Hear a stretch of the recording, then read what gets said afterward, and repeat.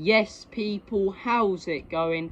Welcome back to Lily White Lane. Hope you're doing good, hope you're keeping safe and well, and hope you're having a fantastic and a smashing Wednesday. I do apologise, I haven't recorded a video in a few days, but if I'm being honest, it was too hot. I had the motivation, I was like, yeah, I'm going to get up, I'm going to record a video today, I'm going to go into the kitchen, and as soon as my head, went away from that fan, woof, just this beam of warm, horrible air. I was absolutely sweating my bollocks off. It. Nasty weather. Absolutely nasty weather. Some people love it. I mean, I don't mind the sun. I don't mind it when you're on holiday, but 41 degrees in the UK, the hottest ever day. It was just not nice, was it? Just not nice. But I'll tell you something nice that did happen yesterday, away from all the heat. Well, it was a hot transfer, to be fair.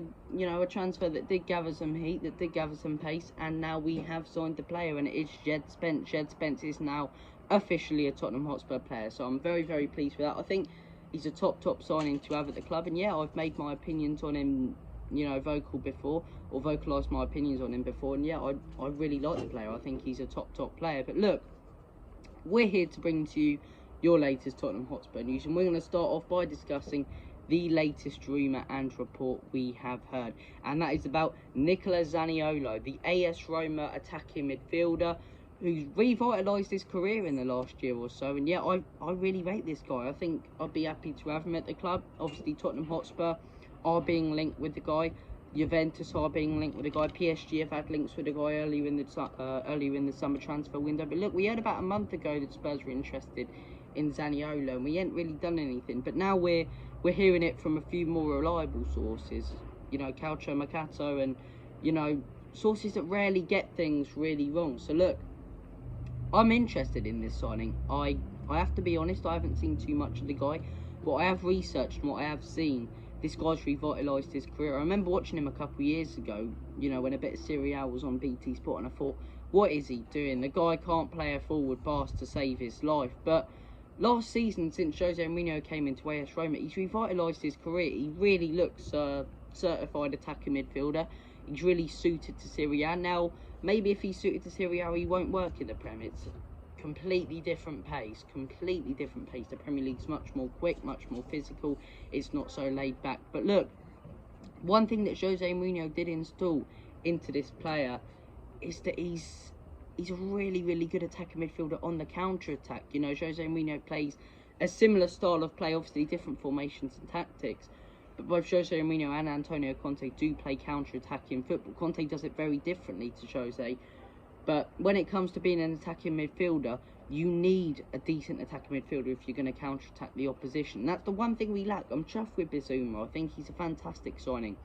But we've got too many midfielders, too many holding midfielders who are going to control the ball. We need someone who's really going to create. Do I think Bissouma can do that? Partly, but we need an out-and-out attacking midfielder, in my opinion. A Maddison, a Zaniolo, someone who can create, someone who can come off the bench in the 70th minute and play through a pass to Son, Kulusevski and Kane when the rest of the team's out of ideas. We need that installed in our squad, and I think Zaniolo can be that. Like I say, would he fit in the Premier League? I'm not so sure. It's a completely different pace, but he's a perfect counter-attacking midfielder. He's revitalised his career. He's had a great season. His confidence is high. He's got experience in winning trophies. Yes, it's a Europa Conference League, but I don't care if it's the Mickey Mouse Cup. He's still a winner. He still knows what it's like to be there at the end of the season with a trophy. And that's what we've brought in, a lot of winners. Perisic, even Fraser Forster with the likes of Celtic and some of the teams he's been with. We've brought in winners. We've brought in people who have been there and done it and won big trophies at the end of the season. And I think that's really going to help our confidence in the dressing room. So look, Zaniolo, I think he's a very, very talented attacking midfielder. I think he's had a great season. I don't think he's too old as well. I think he's got some potential to be in that squad for about 5-6 years. I'd like him at Spurs. I'd like him. The fee, I'm not too sure about this one. I don't think he's a 50-60 million pound attacking midfielder like Leicester would put the price tag on Maddison. But I could see him being 15 to 25 million if I'm being honest. But Spurs this season, I understand we're the top spenders, if you include bonuses. We've got some right bargains. We've got Bissouma for 25 million. For me, that's an absolute bargain of a signing. The only player who've probably paid their expected price is Richarlison, but Bissouma for that. Perisic on a free. That's phenomenal. That's a fantastic transfer. Spence, a real top right back who's proved himself and has potential to be the next Trent Alexander-Arnold. 12.5 million. You know, we've managed money really well. So we've still got some money from that 150 million that Enoch did take out of the bank. And I could see us spending it on an attacking midfielder. It looks like Maddison and Zaniolo are the two being linked. I'd choose Zaniolo, to be honest. I'd choose Zaniolo over Maddison. I'd give him a go. I think Maddison's a good player. But I think he has a bit of an attitude. And I don't think he'll enjoy not being in that Tottenham Hotspur team as often as he would like. But let me know your thoughts and opinions on that transfer in the comment section down below. Now, the next one isn't a report. The next one isn't a rumour. The next one is a theory. And it's a theory that's been going around Twitter for a few days now. And it's a very, very interesting one. One that's got me quite excited. Like I say, it's not a report that we're linked with this guy again. But it's just something to think about. Most Spurs fans are talking about it. But Juventus have signed Bremer. Juventus signed Bremer. Top signing, right? Inter Milan were after Bremer. What they were going to do is they were going to sign Bremer and get rid of Skriniar, because they need to get rid of players. They need to offload players to have the money legally, right? So they were going to go, okay, we'll let go of Skriniar to PSG, we'll bring in Bremer. Now Bremer's gone to Juventus, so Inter Milan like shit. PSG, do we really want to sell our top centre-back now if we can't bring in a top centre-back? But they still need to offload the money. Bastoni. Could Tottenham be linked with Bastoni again? Could Tottenham take advantage of this money drought, you know, from Inter Milan and really go for Bastoni? I understand Bastoni and his agent said they love Inter Milan and they'll stay there. But money talks, and like I say, we've seen it with Barcelona. We have seen it with Barcelona with this De Jong situation, that De Jong wants to stay at Barcelona, but Barcelona do need the money. They do need the money. Inter Milan need the money. They're really struggling financially. So there's one thing loyalty, but there's one thing keeping your club intact and decent financially, able to run well financially.